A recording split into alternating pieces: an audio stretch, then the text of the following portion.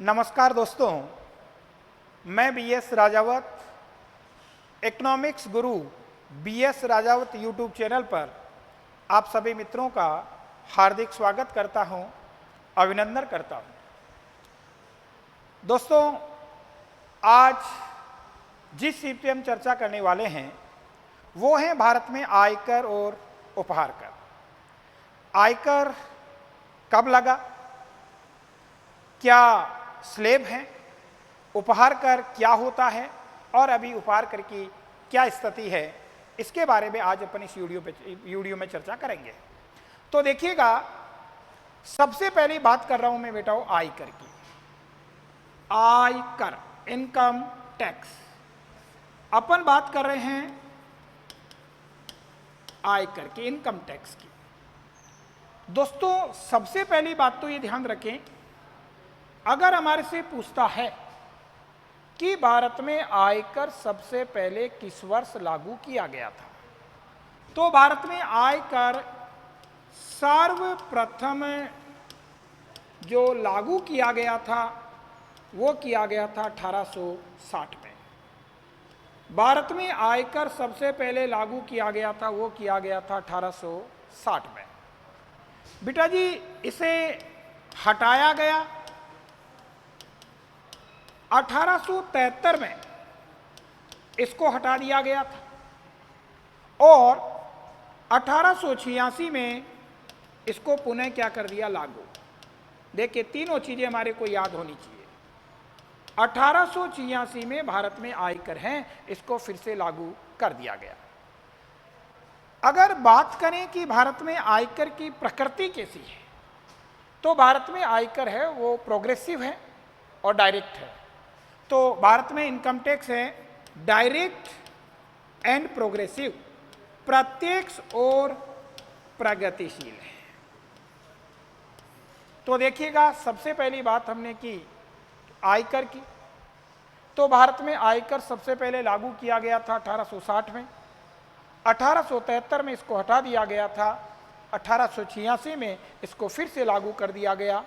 आयकर की जो प्रकृति है वो प्रोग्रेसिव एंड डायरेक्ट है, प्रत्यक्ष और प्रगतिशील है। केंद्रीय बजट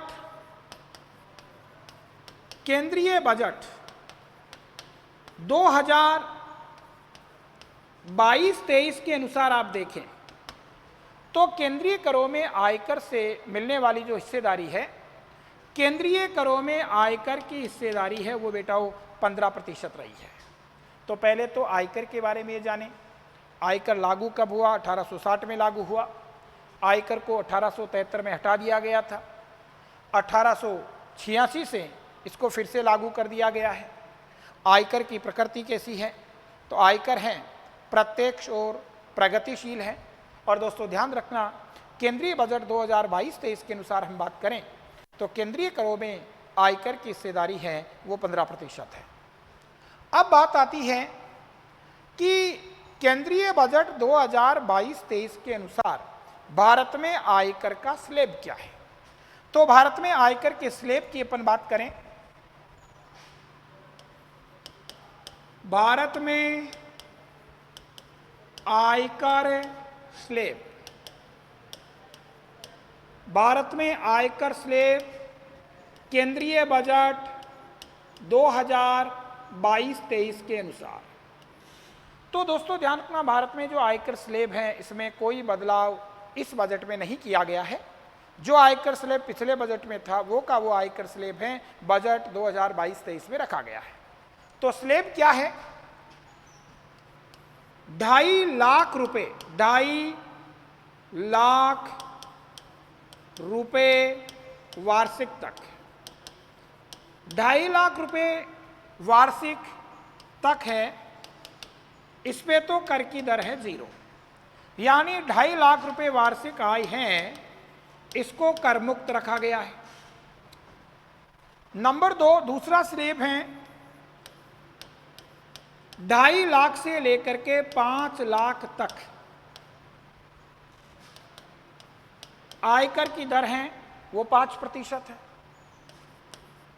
5 लाख से लेकर के 7.5 लाख रुपए तक आयकर की दर है वो 10% है। 7.5 लाख से लेकर के 10 लाख रुपए तक आयकर की दर है वो बेटा वो 15% है। 10 लाख से लेकर के 12.5 लाख रुपए तक आयकर की दर है वो 20% है। 12.5 लाख से लेकर के 15 लाख रुपए तक आयकर की दर है वो 25% हैं और 15 लाख रुपए से अधिक 15 लाख रुपए से अधिक की इनकम पर आयकर की दर है वो कितने प्रतिशत है? 30% है। तो ये केंद्रीय बजट 2022-23 के अनुसार भारत में आयकर है, इसका स्लैब है। दोस्तों इसको लिखने में अपन 2.5 लाख लिख रहे हैं, 2.5 लाख से 5 लाख लिख रहे हैं। लिखने में अपन ऐसे लिखते हैं, पर एक्चुअल में ये होता है 2,50,000 एक से लेकर के 5 लाख तक। ये होता है 5 लाख एक से लेकर के 7,50,000 रुपये तक। पर लिखने में ऐसे लिखते हैं 2.5 लाख रुपये वार्षिक तक है वो कर मुक्त है। 2.5 लाख से 5 लाख की इनकम पे 5% टैक्स लगता है। 5 लाख से 7.5 लाख रुपए तक की वार्षिक इनकम पे 10% टैक्स है। 7.5 लाख से लेकर के 10 लाख तक की इनकम पे 15% टैक्स है। 10 लाख से लेकर के 12.5 लाख रुपए तक की वार्षिक इनकम पे 20% टैक्स है। 12.5 लाख से लेकर के 15 लाख रुपए तक की इनकम पर 25% टैक्स है और 15 लाख से अधिक की इनकम है उस पर बेटा जी आयकर की दर है वो 30% है। अब आपके दिमाग में एक बात आना स्वाभाविक है कि सर हमने तो सुना है कि 5 लाख रुपए तक की वार्षिक आय पर कोई टैक्स नहीं लगता। आप तो यहां कह रहे हैं कि कर मुक्त जो इनकम है वो 2.5 लाख है, पर हमने तो सुना है कि 5 लाख रुपए तक की वार्षिक आय पर कोई टैक्स नहीं लगता है। तो बेटा इसका कारण है, बहुत गहराई से समझिए, ध्यान रखना, नोट करके यहां लिख देता हूं। केंद्र सरकार के द्वारा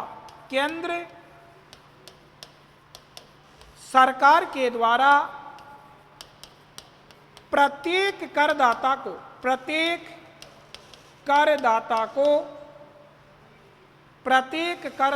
को कर राशि में 12,500 की छूट दी गई है। 12,500 रुपए की क्या है? छूट दी गई है। ध्यान रखें, केंद्र सरकार के द्वारा प्रत्येक करदाता को कर राशि में 12,500 की क्या दी गई है? छूट। और जैसे 12,500 की छूट सरकार के द्वारा दी गई तो अपने आप ही 5 लाख रुपए तक की वार्षिक इनकम है वो कर मुक्त हो जाती है। क्यों? क्योंकि देखिए 2.5 लाख से लेकर के, क्योंकि 2.5 लाख तक तो टैक्स लगना ही नहीं है, 2.5 लाख से लेकर के 5 लाख तक इनकम कितनी हुई? 2.5 लाख। और 2.5 लाख का अगर 5% आप निकालते हो तो 2.5 लाख का 5% कितना होता? 12,500। और इस राशि की सरकार ने क्या दे दी? प्रत्येक करदाता को सरकार की तरफ से 12,500 रुपए की कर राशि में छूट दी गई है। इसलिए 5 लाख रुपए तक की वार्षिक आय वो कर मुक्त हो जाती है। पर ध्यान रखें, अगर पेपर में प्रश्न ये आता है कि कितने रुपए वार्षिक तक की आय है उसको कर मुक्त रखा गया है, तो दोस्तों 2.5 लाख रुपए तक की वार्षिक आय है इसको कर मुक्त रखा गया है। इसके बाद में टैक्स तो लगता है, पर सरकार के द्वारा कर राशि में 12,500 की क्या दे दी गई? छूट दे दी गई। और सरकार के द्वारा जो 12,500 रुपए की छूट दी गई तो अपने आप 5 लाख रुपए तक की वार्षिक इनकम है वो कर मुक्त हो जाती है। ये सबसे बड़ा अंतर है, वो आपको ध्यान में रखना होगा। अब आयकर से जुड़ा हुआ एक होता है निगम कर। दोस्तों निगम कर है, ये भी एक प्रकार का आयकर ही है। केवल इतना सा ध्यान रखना है, व्यक्ति की आय पर लगने वाला कर है वो तो व्यक्तिगत आयकर कहलाता है, और पंजीकृत कंपनियों की इनकम पर लगने वाला जो कर होता है उसको निगम कर कहते हैं। अगर हमारे से पूछता है कि भारत में आयकर का अधिकतम स्लैब कितना है, तो भारत में आयकर का अधिकतम स्लैब है वो भी कितना? 30% है।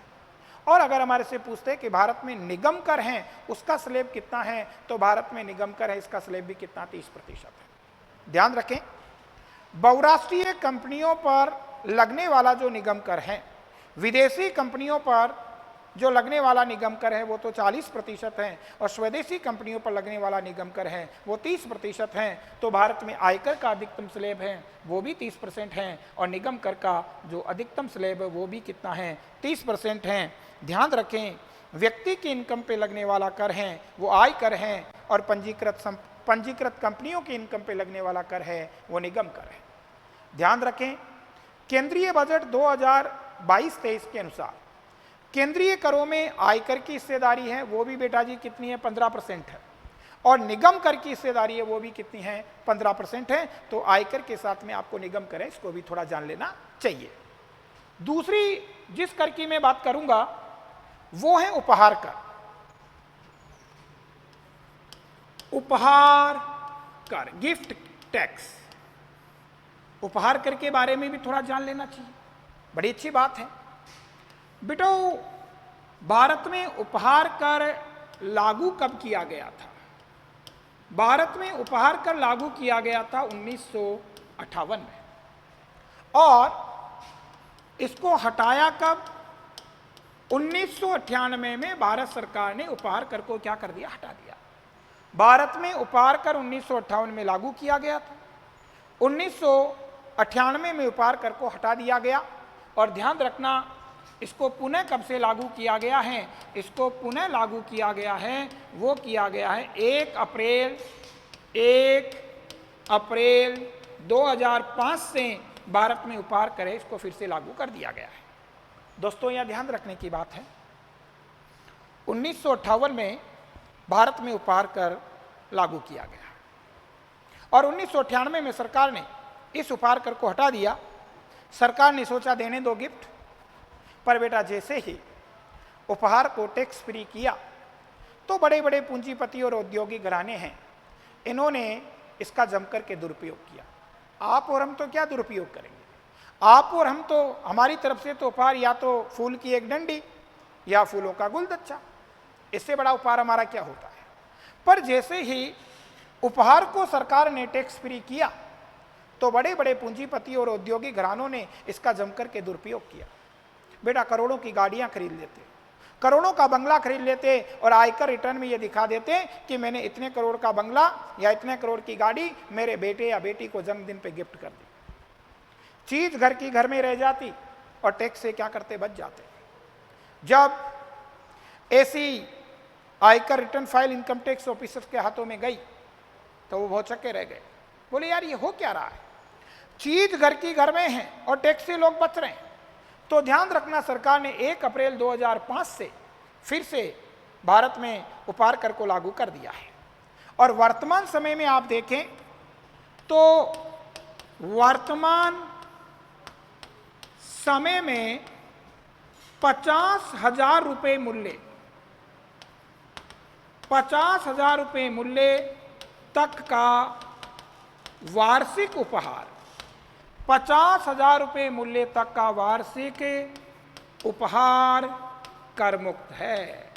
ध्यान रखना, वर्तमान समय में 50,000 रुपये मूल्य तक का वार्षिक उपहार है कर मुक्त है। अगर इससे अधिक का उपहार दिया जाता है, 50,000 से अधिक का उपहार दिया जाता है, तो सरकार उस पर 30% क्या लेती है, टैक्स लेती है। तो दोस्तों, आज हमने आयकर के बारे में और उपहार कर के बारे में जानने का प्रयास किया है। बहुत अच्छी मैंने सूचनाएं दी हैं कि ये कब लागू हुए थे, कब हटाए गए, फिर से इनको कब से लागू किया गया और वर्तमान समय में इनके प्रावधान क्या है। तो इसी प्रकार के छोटे छोटे वीडियोज़ है, मैं अपने सिलेबस से जुड़े हुए जो सभी एग्ज़ाम्स में काम आते हैं वो अपलोड करता रहूँगा। दोस्तों, मेरा जो चैनल है BS राजावत इकोनॉमिक्स गुरु, इसको आप लाइक करें, सब्सक्राइब करें, शेयर करें और चैनल को प्रमोट करते रहें, ताकि इस प्रकार के वीडियोज़ का लाभ है आपको मिलता रहे, नोटिफिकेशन आपको मिलता रहे। आज के लिए बहुत बहुत आशीर्वाद, शुभकामनाएं, थैंक्स।